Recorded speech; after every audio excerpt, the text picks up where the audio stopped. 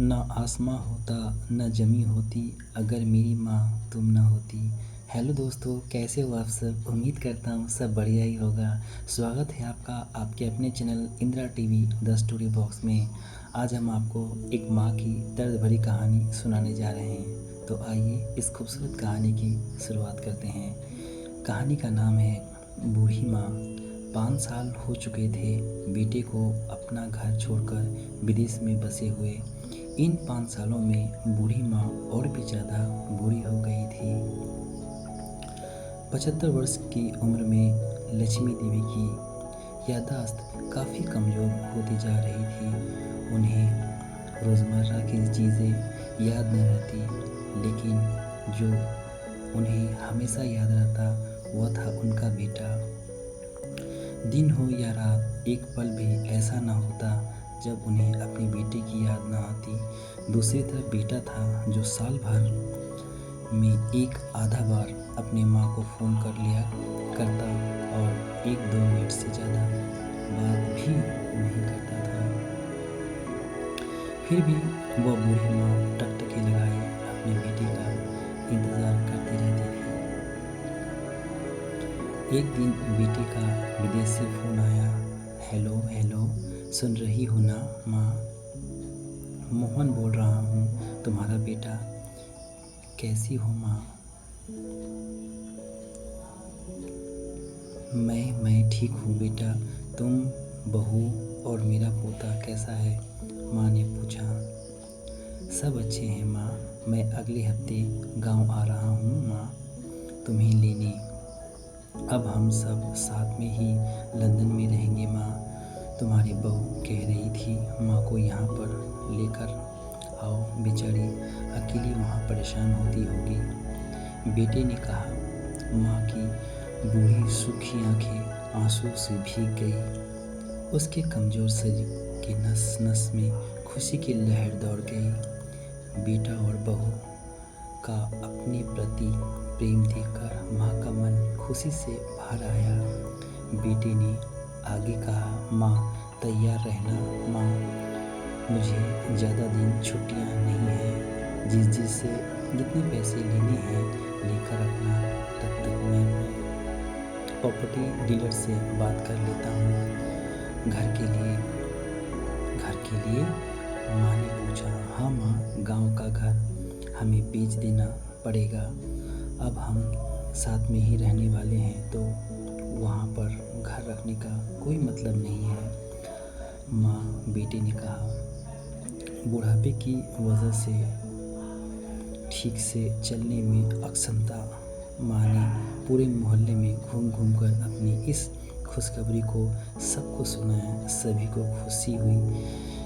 सबको लगा माँ जी के आखिरी दिन अपने परिवार के साथ खुशी से बीत जाएंगे। घर वापस आकर माँ ने अपने घर के कोने कोने को ऐसा देखा जैसे वो अपने दूसरे बेटे को देख रही हो। देखी भी क्यों ना, उस घर को अपने बेटे से कम थोड़ी समझा था। अपने पति के साथ 40 साल यहीं तो बिताए थे। आप देख रहे हैं इंदिरा टीवी स्टोरी बॉक्स। लेकिन अब मजबूरी थी, बुढ़ापे की आखिरी साल बेटे और बहू के साथ बिताना चाहती थी। दिल पर पत्थर रखकर घर बेचने के लिए माँ तैयार हो गई। आनंद फानंद में बेटे ने घर को आधे दामों में बेच दिया। माँ ने ज़्यादा नहीं, लेकिन जिन जिन चीज़ों से दिल लगा था उन चीज़ों को समेटा और बेटे के साथ टैक्सी में बैठकर एयरपोर्ट के लिए चली गई। एयरपोर्ट पर आकर बेटे ने माँ से कहा, माँ तुम यहाँ बेंच पर बैठो, मैं सामान और बोर्डिंग पास की जांच कराकर आता हूँ। वहाँ वक्त लगता है और खड़ा रहना पड़ता है, तुम्हें तकलीफ़ होगी, तुम यहीं आराम करो। मैं यूँ गया और यूँ आया। माँ बेंच पर बैठ गई और बेटे अंदर चला गया। काफ़ी समय हो गया, बेटा वापस नहीं लौटा। माँ सोचने लगी ज़्यादा भीड़ होगी इसलिए देर लग रही होगी, अंधेरा होने को आया। अब तो लोगों की चहलकदमी भी कम होने लगी। माँ को अब चिंता होने लगी एक कर्मचारी ने आकर पूछा, किससे मिलना है माँ जी? आपको यहाँ पर क्यों बैठी हैं? डरती हुई आवाज़ में लक्ष्मी देवी बोली, मेरा बेटा अंदर सामान की जांच कराने गया है, लंदन जा रही है। क्या नाम है माँ जी आपके बेटे का? कर्मचारी ने पूछा। मोहन नाम है मेरे बेटे का, लक्ष्मी देवी ने बताया। कर्मचारी अंदर गया और थोड़ी देर बाद बाहर लौटा। उसने लक्ष्मी देवी से कहा, माँ जी लंदन जाने वाली फ़्लाइट तो दोपहर में ही जा चुकी है और आपका बेटा उसी फ्लाइट में बैठकर लंदन जा चुका है। अब आपके यहाँ बैठने का कोई मतलब नहीं, आप भी अपने घर चले जाइए। क्या जा चुका है और मैं घर जाऊँ? घर? माँ की आंखों से आंसू का सैलाब लगे। जैसे तैसे माँ घर पहुँची, जो अब उसका था ही नहीं, बिक चुका था। वो वहीं बरामदे में तुलसी के पास सो गई। घर के नए मालिक को उस पर दया आई तो एक कमरा किराए से उनको दे दिया। पेंशन के पैसे से खाना और किराया का बंदोबस्त हो जाता था। दिन बीतने लगे।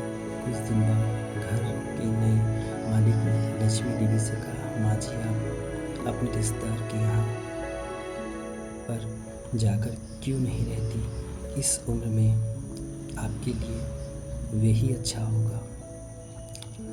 अच्छा तो होगा, लेकिन अगर मेरा बेटा वापस आया तो उसका ख्याल कौन रखेगा?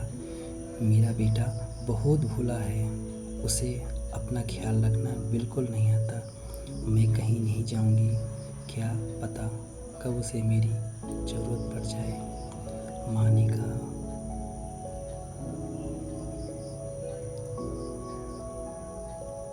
माँ न जाने कितने सालों तक बेटे का इंतज़ार करती रही। इंतज़ार करते करते माँ दम तोड़ देती है, लेकिन बेटा वापस न आया।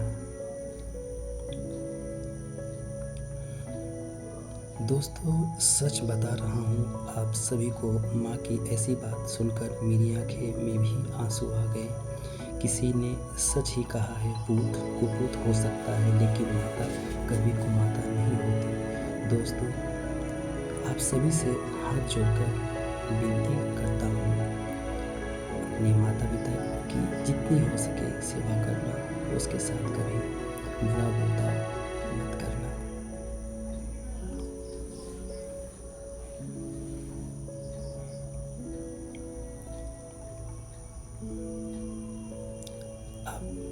आपको हमारी बूढ़ी माँ की कहानी कैसी लगी कमेंट बॉक्स में ज़रूर लिखें। साथ ही अपनी राय भी दें, जिससे हमें इस दिशा में मार्गदर्शक मिले। साथ ही साथ चैनल को लाइक, शेयर और सब्सक्राइब भी करें। धन्यवाद दोस्तों।